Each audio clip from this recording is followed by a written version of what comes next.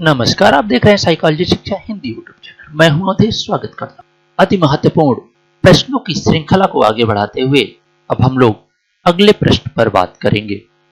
उससे पहले अगर आप इस चैनल पर नए हैं तो प्लीज चैनल को सब्सक्राइब करें और वीडियो को लाइक करें। तो हम अगले प्रश्न पर बात करते हैं, जो सूची फर्स्ट से सूची सेकंड को मिलान करना है। सूची फर्स्ट में ईईजी तरंगे हैं और दूसरे में व्यक्ति की दशा है।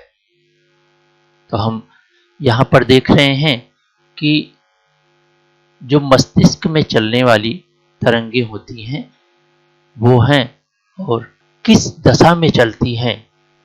व्यक्ति नींद की दशा में होता है, जागृता में होता है, विश्राम में होता है।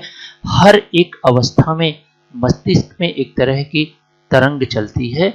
उसी पर यह प्रश्न बना हुआ है, तो आइए देखते हैं। अल्फा गहरी नींद, सतर्क, सांवेगिक स्थिति, विश्राम की स्थिति।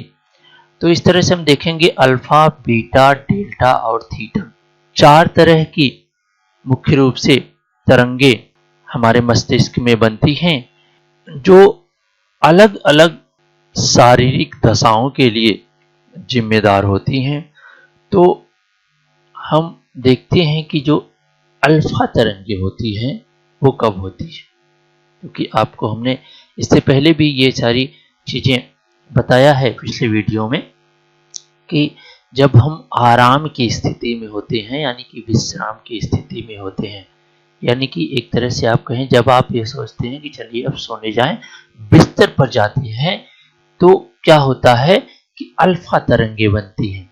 वहीं जब आप सतर्क होते हैं, बहुत ज्यादा सतर्क होते हैं, या आप कहिए कि जागृत अवस्था में होते हैं, सक्रिय होते हैं, काम वाम कर रहे होते हैं, तो उस समय क्या होती है, बीटा तरंग बनती है। डेल्टा तरंग तब बनती है जब गहरी नींद में हम हो जाते हैं। तो गहरी नींद में कैसे डेल्टा तरंग बढ़ती है, और किसी तरह की संवेग की स्थिति में थीटा तरंग बनती है। ये तरंग उस अवस्था में बनती है जब हम स्वप्न भी देख रहे होते हैं या किसी सांवेगिक स्थिति में होते हैं। क्योंकि आप जानते हैं कि इस सब के जो ऊंचाई होती है वो अलग अलग होती है, जिसमें से जब आप सतर्क होते हैं तो इसकी ऊंचाई सबसे अधिक होती है, लगभग 12 से 18 होती है।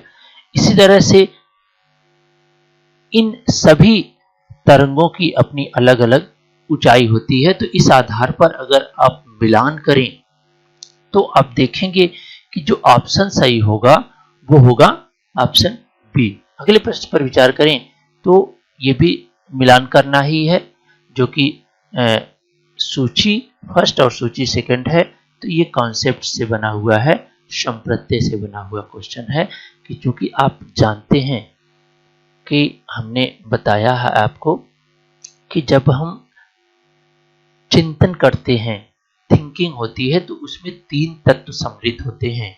कौन कौन तत्व सम्मिलित होते हैं? कॉन्सेप्ट, इमेज और प्रपोजिशन। तो जब भी आप थिंकिंग करते हैं तो इसमें आवश्यक होता है कि कॉन्सेप्ट अवश्य सम्मिलित होता है, कोई न कोई संप्रत्यय सम्मिलित होता है। संप्रत्यय क्या होता है?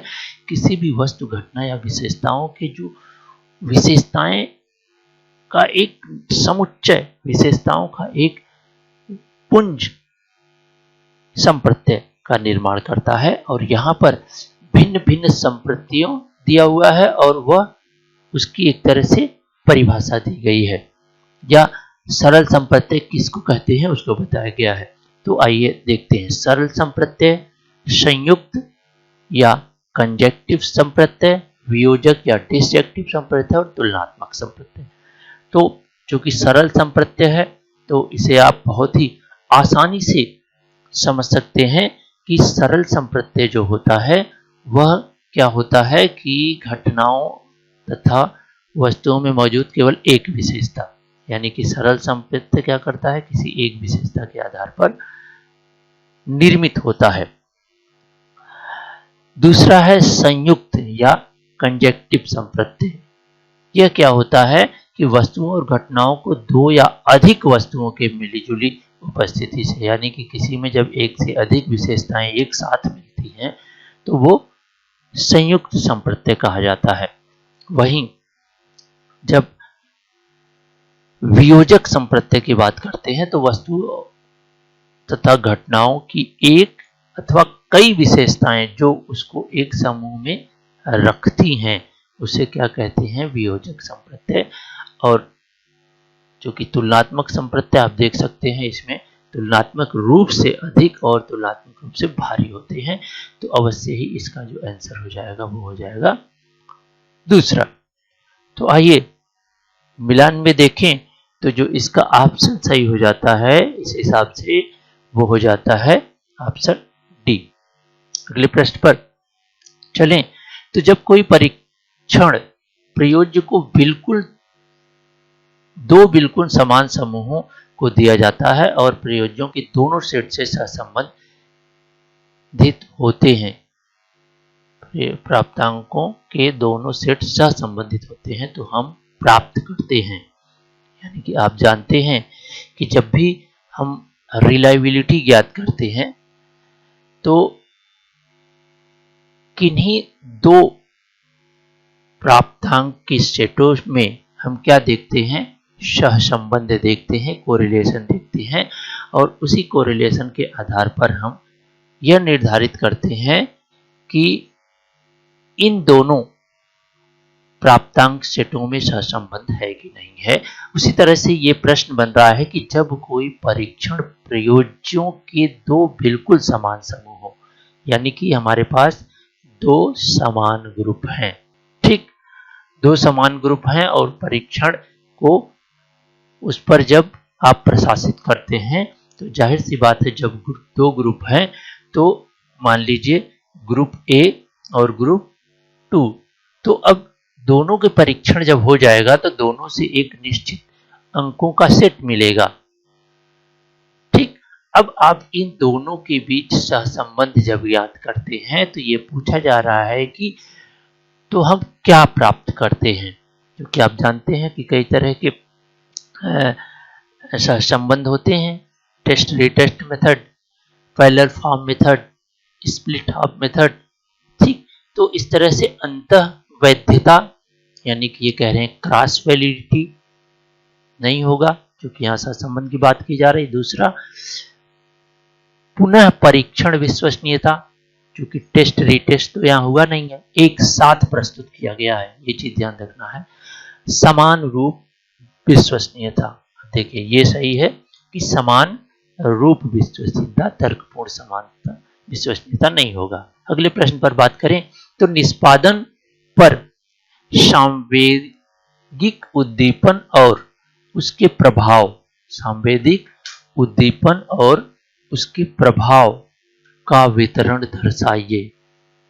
यानी कि अब ये एक ग्राफ की बात कर रहा है कि संवेगिक उद्दीपन यानी कि जैसे जैसे संवेग बढ़ता है और उसका निष्पादन किस प्रकार से होता है, तो जब वो ग्राफ बनता है तो किस प्रकार का होता है, जैसे आप देख रहे हैं यस रूप वक्र, जे रूप वक्र, यू रूप वक्र और उल्टा यू रूप वक्र। तो अगर आप एक ग्राफ पर अगर इसे आप प्रदर्शित करना चाहें तो आप देखेंगे कि अगर यहां संवेग और यहां आप निष्पादन रखें तो आप देखते ये हैं कि जब शुरू में क्या होता है कि जब संवेगिक स्थिति होती है तो जो हमारा निष्पादन होता है, कार्य होता है, वो तो बढ़ता हुआ होता है, लेकिन जब संवेग बहुत अधिक होने लगता है तो वही जो निष्पादन होता है वो घटने लगता है। तो इस हिसाब से जो ग्राफ बनता है वो क्या बनता है, उल्टे यू आकार का ग्राफ बनता है। आइए अगले प्रश्न पर बात करें तो निम्नांकित जोड़ों में से कौन सा जोड़ा सही रूप में है। आइए इसको मिलान करते हैं कि निम्नलिखित में से कौन सा जोड़ा सही है। अब यहां मिलान नहीं करना, ये देखना है कि किसके साथ कौन सही है। अब ये है अभिप्रेरण अचेतन इच्छाओं की अभिव्यक्ति है। मनोविश्लेषणवादी, ठीक है, आप जानते हैं कि मनोविश्लेषणवादी जिसमें फ्रायड प्रमुख रूप से आते हैं, उनका मानना है कि जितने भी व्यवहार घटित होते हैं वो किससे होते हैं, अचेतन इच्छाओं के कारण होते हैं, अचेतन दमित इच्छाओं के कारण होते हैं। तो अवश्य ही ये जो ऑप्शन होगा वो सही होगा। अभिप्रेरणा स्वयं सिद्ध के लिए खोज है, संज्ञानात्मक उपागम कॉग्निटिव जो अप्रोच है वो ऐसा कुछ नहीं कहता है। दूसरा है अभिप्रेरणात्मक प्रक्रिया में प्रत्यक्षात्मक प्रतिरक्षा के कारण होता है, ये भी गलत है, ठीक है, ये नहीं हो सकता है। अभिप्रेरणा आंतरिक शारीरिक असंतुलन के कारण पैदा होती है। हाँ चलिए, ये बात कुछ हद तक सही है कि जो अभिप्रेरणा होती है वो आंतरिक असंतुलन जब डिसबैलेंस होता है तो प्राप्त होती है, और ये जो ऑप्शन है वो भी कह रहा है कि ये सम स्थिति उपागम बताता है। ठीक, तो अवश्य ही ये इसमें जो ऑप्शन हो जाएगा 1 और 4 सही हो जाएगा। ठीक है, अगले प्रश्न पर हम बात करें तो अगला प्रश्न चूंकि एक ऐसा ग्राफ है, अगला प्रश्न पैराग्राफ है, पैराग्राफ पढ़ना है और आपको उसका आंसर देना है। बहुत ध्यानपूर्वक पढ़ें कि स्मृति वातावरण से प्राप्त सूचनाओं का कूट संकेत करने, भंडारण करने, पुनरुद्धार करने, यानी कि अब ध्यान से आप पढ़ते चलेंगे। आप एक चीज ध्यान दीजिएगा, जब भी पैराग्राफ वाले क्वेश्चन आते हैं तो वो बहुत ही सरल होते हैं। बस आपको ये ध्यान रखना है कि जो पैराग्राफ दिया हुआ है उसको आप बहुत ही केयरफुली और मुख्य मुख्य चीजों को कोड करते हुए चलें, आप बहुत ही आसानी से सभी प्रश्नों के आंसर दे लेंगे। तो अब आप देखें, मैं बताता हूं किस तरह से कि स्मृति वातावरण से प्राप्त सूचनाओं के कूट संकेत, भंडारण और पुनरुद्धार, यानी कि इकोडिंग, स्टोरेज एंड रिट्रीवल करने की संज्ञानात्मक योग्यता है। ठीक है, कैसी योग्यता है? कॉग्निटिव योग्यता है स्मृति की। सूचना प्रकरण उपागम के अनुसार प्रतिपद सूचना की मात्रा विकल्प की संख्याओं का सरल लघुगणक होता है। ठीक, अभी ये सीधे सीधे कह रहा है कि जो सूचना प्रकरण होता है, जो सूचनाओं का प्रोसीजर चलता है हमारे मस्तिष्क में, वो सूचनाओं के विकल्प संख्याओं का एक गुणक होता है, यानी कि किसी न किसी गुणक में वो हमारे मस्तिष्क में सेव होता है। तो जिसमें अब देखिए एक महत्व चीज कि जॉर्ज मिलर 1956 में, जॉर्ज मिलर ने 1956 में सुझाया कि सूचना प्रक्रमण करने के लिए मानव योग्यता 7+-2 जादुई संख्या है, क्योंकि आप जानते हैं कि जो हमारी स्मृति है वो याद करने की जो उसकी क्षमता होती है वो 7+-2 होती है, और जिसे मिलर, जॉर्ज मिलर ने बताया है। इसीलिए प्रयोज्य के उस सूचना के टुकड़ों की संख्या की गणना संभव होती है जो प्रत्यक्ष रख सकता है, जब वह सही रूप से 5 अथवा 6 अथवा 7 अथवा 8 अथवा 9, देखिए 7-2 और +2, इसके आधार पर अगर आप देखें तो 7+-2 यानी 5 से 9 तक की संख्याएं याद हो पाती हैं या सूचना प्रकरण में आ पाती हैं। तो उदाहरण, प्रत्येक संख्या 10 समान संभावित विकल्पों से निकाली जा सकती है, यानी कि सभी संख्या 10 संभावित विकल्पों से निकाली जा सकती है, और इसलिए प्रत्येक दशमलव संख्या के अंदर सूचनाओं के जो टुकड़े होते हैं वो 3.32 होते हैं। ठीक है, इसी प्रकार से प्रत्येक दोहरी संख्या 0-1 के अंदर सूचना का एक टुकड़ा होता है। प्रत्येक अंग्रेजी अक्षर में सूचना के 4.7 टुकड़े होते हैं। इसीलिए सूचना प्रक्रमण सिद्धांत के अनुसार यदि एक प्रयोज्य का दशमलव संख्या से संबंधित स्मृति विस्तार 7 है तो वह लगभग 27 सूचनाओं को टुकड़ों को संचित रख पाता है।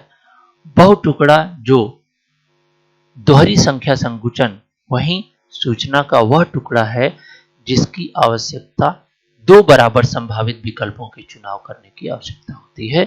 अतः 2 की घात n समान संभावित विकल्प के मध्य पहचान के लिए n टुकड़ों की संख्या की आवश्यकता होती है। किसी उद्दीपक में निहित सूचना का यह मापन सबसे पहले कौन दिया था? किसी निहित सूचना में जो यह मापन होता है उसको दिया था शैनॉन तथा वीवर ने। आइए अब प्रश्नों पर विचार करें। तो संख्याओं से संबंधित स्मृति विस्तार 7 ± 2 जादुई संख्या प्रस्तावित की थी।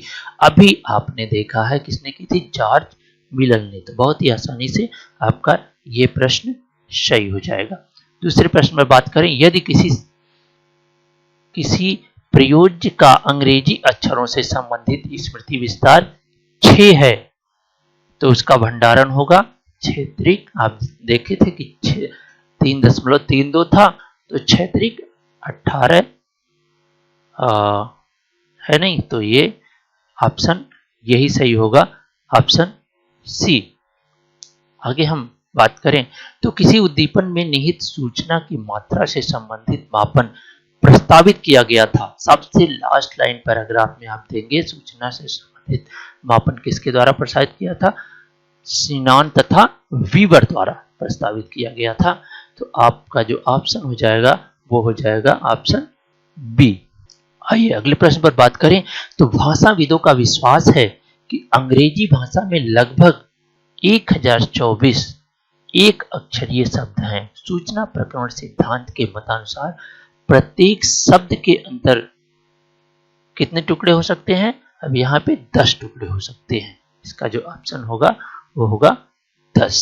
अगले प्रश्न और इस सीरीज के इस श्रृंखला के अंतिम प्रश्न पर बात करें तो टुकड़ा दोहरी संख्या का संकुचन होने के नाते 4 टुकड़े की वह संख्या जो यक्ष संख्या के संभावित विकल्पों को भिन्न करती है, यही यक्ष समीकरण है। तो इसका जो ऑप्शन हो जाएगा वो ऑप्शन हो जाएगा 8। हमें उम्मीद है कि आपको यह प्रश्नों की श्रृंखला पसंद आ रही होगी जो आपको एग्जाम में अत्यंत ही उपयोगी सिद्ध होगी और प्रत्येक प्रश्न से आप अनेक तरह के प्रश्नों पर विचार कर पाएंगे।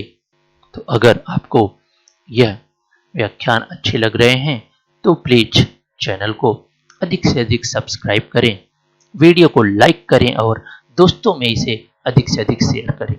आपका यह वीडियो व्याख्यान देखने के लिए बहुत बहुत धन्यवाद।